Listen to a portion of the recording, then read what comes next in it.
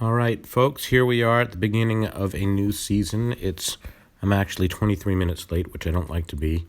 I'd prefer to hit at 9 o'clock, but nonetheless, I promised you guys a series about tanking, so that's what we're going to do. So you can see I'm just collecting my reward right now. Ended up with a 54% winning percentage, which is pretty horrendous. So this season, I really won't be able to gauge how I'm doing because of this whole tanking thing, but let's get started. So, let's open our rewards first. I can't wait. And I know people like to see that, so let's take a look at that. Well, grab those from the inventory, grab my arcade rewards. All right. Grab those two.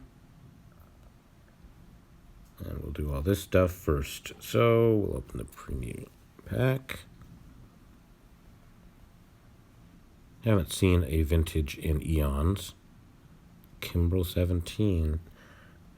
Nice card, but my grade increase on my Kimbrel, I think, is 62. I got a horrible one, and yes, I spent a ticket on him. So that really bites. There are very few cards that I can get out of this that I like, but let's just pray. So we are looking at a reliever with reasonable stamina. I have no idea who this is going to be. All I know is that it's not a prime and it's not a... he's up condition. What do we got here? We got 40, 50, 61, 64. Crappy grade increase. No skills. He's a mulcher. Okay, who else do we have to... We're going to use our skill change ticket. I don't know. I don't know who I'm going to use it on, so I'd waste a bunch of time figuring that out. So, okay, here we go. Let's launch into the whole ranked play season. Got my initial list. So, to start off, I'm still have my lineup. It really doesn't matter what you use, just as long as you're likely going to win against teams of this caliber. So I'm just going to go ahead and get one of these games, or actually drill through all these games.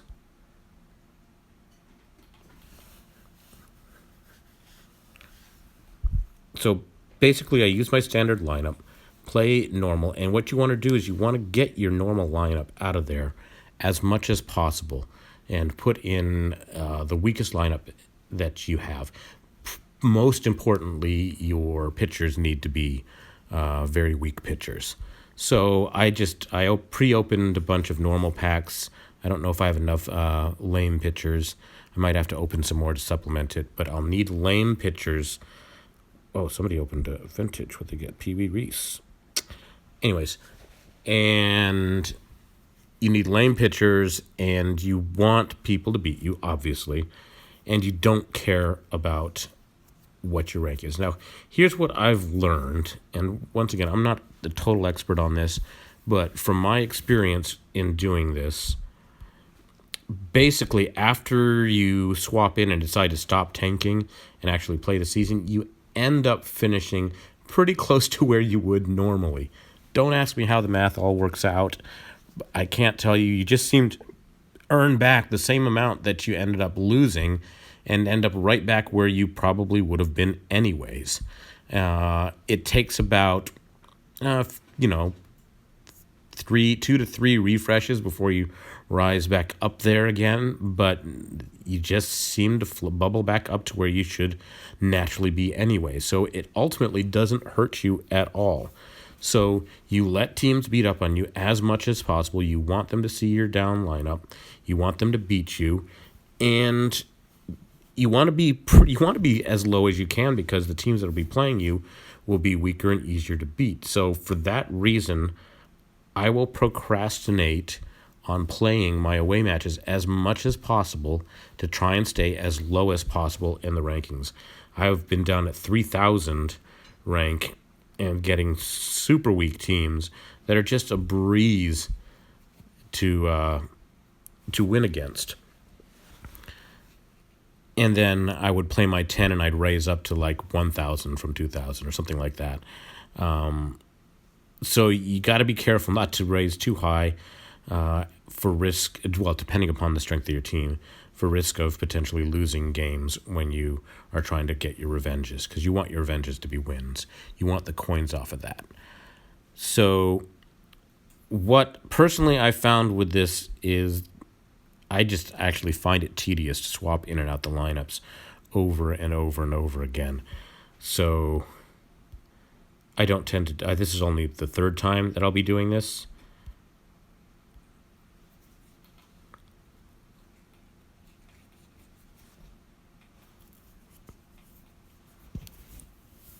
And I also don't like how, in order to do this, you need to maintain those lame players in your inventory so that you can swap them in. So it clutters up your inventory. So opening packs, if you have a backlog of normal packs you want to open and breeze through or clear through or something like that, something that requires a lot of packs, then your collection is just cluttered and becomes a kind of a pain.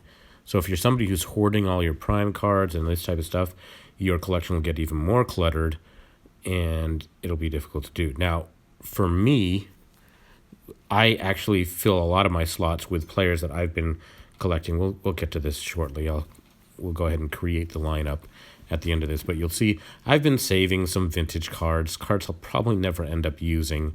Some silvers and bronze vintage cards, blah, blah, blah, blah. And for the position players, I'm not as worried. I'll put in just junk from my collection, but I just need to make sure that my pitchers are sufficiently weak to where my batters don't accidentally pull off a win for me. So I think we have about 4 games left to breeze through before we can actually perform our swap. And then after I perform my swap, it's, like I said, it's 9:30 p.m. Pacific time, and it just reset half an hour ago. So my refresh would be, I think it's 5 a.m. I'll procrastinate, maybe noon tomorrow. I'll actually take my refresh and then just wait on that and not play my games until the last second. And I'll just continue that way for the week until. Now, I've only generally done this until like Wednesday. I've been told some people actually waited out and all the way till Saturday before they actually start bubbling back up to the proper rank where they should be. So I don't know how patient I'll be with having to swap in and out the lineups. Like I said, I find it tedious. And I'm not in a desperate need for coins right now. So this is mostly a demonstration for you guys.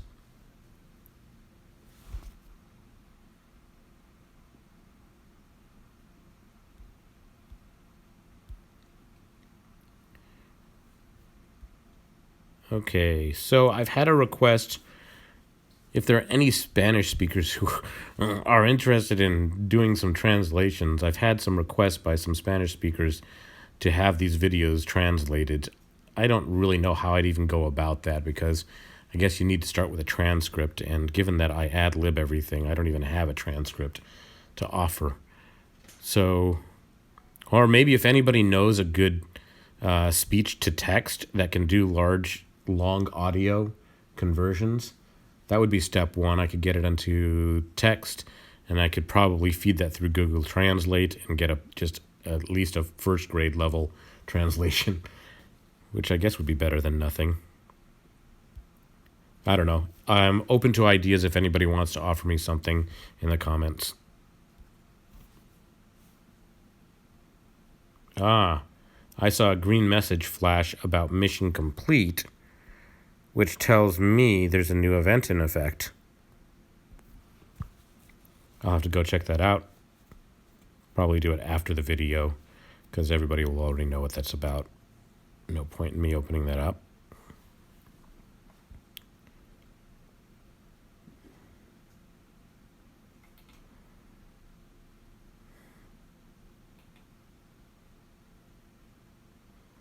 I'm willing to bet I could probably pull off the tanking, even if I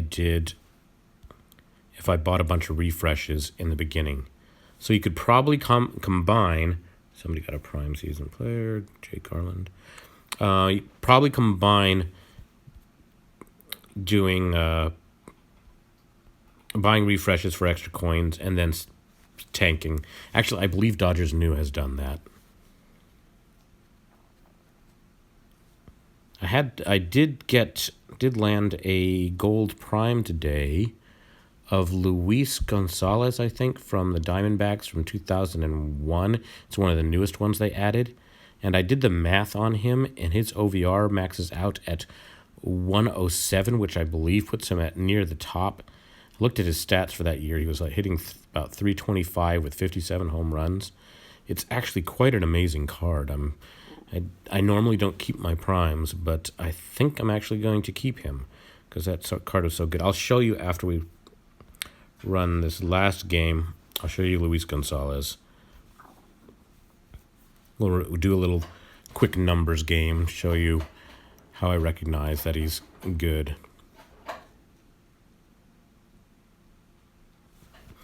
Oh, God, I got to turn off this chat notifications, people asking if there are any girls in the channel.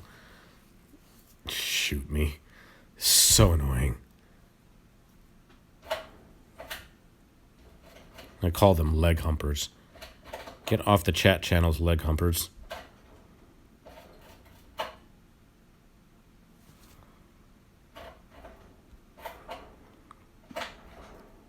I have briefed my wife. She's not heckling me this video. She's biting her tongue. Okay, so let's take a look at that player that I pulled. Here he is, Luis Gonzalez, view detail. So look at this. He hit 325, 57 home runs that year. Pretty awesome. And if you look at his numbers, well, first of all, let's do the quick look. See, so he's showing at level 1 as an 86. For a diamond prime, they gain 5 OVR over their gold card when they turn to diamond. So that puts them at a 91. You add 11 to that for leveling him up just a little bit. It's 11.4, but anyways, add 11 to that for leveling him up to 20, and we're talking 102. Slap him in the lineup as a diamond, gain 5 on that, he's at 107.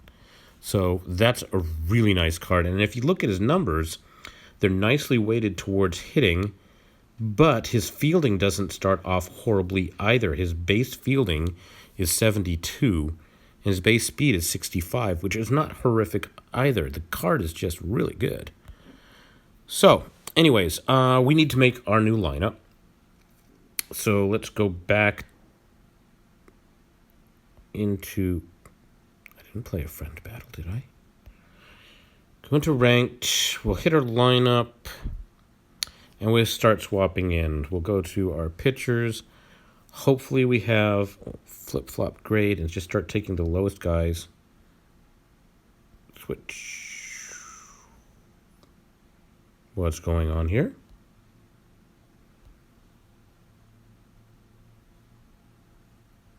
Oh, wait a second. Martinez is a reliever this year?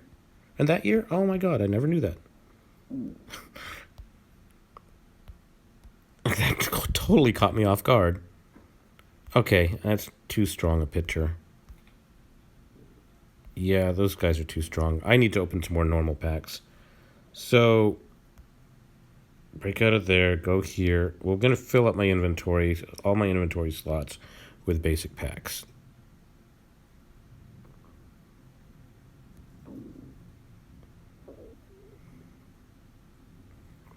And then repeat the exercise.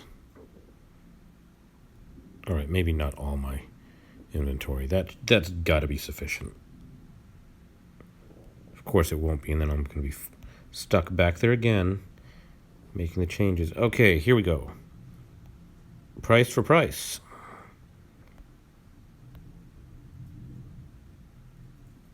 Tillman. Castillo. Actually, if we went by ability in reverse order, probably have, who's my strongest guy in there? Price, yeah, that guy needs to be replaced. There we go. That's a much better choice.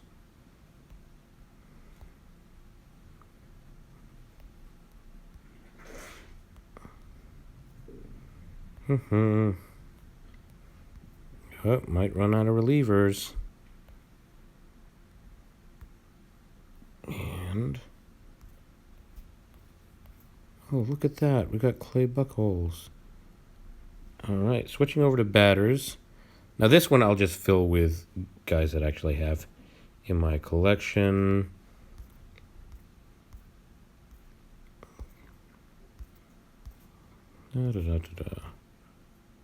Oh, really? No second baseman.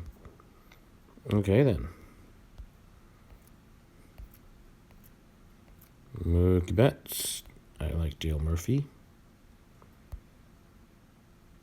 And at first base, let's switch that. Got any shortstops? I don't believe I have any shortstops. That'll have to do. Outfielder. A vintage outfielders. There's one. Look at this. We'll use a signature silver Chris Bryant. And, Johnny Bench.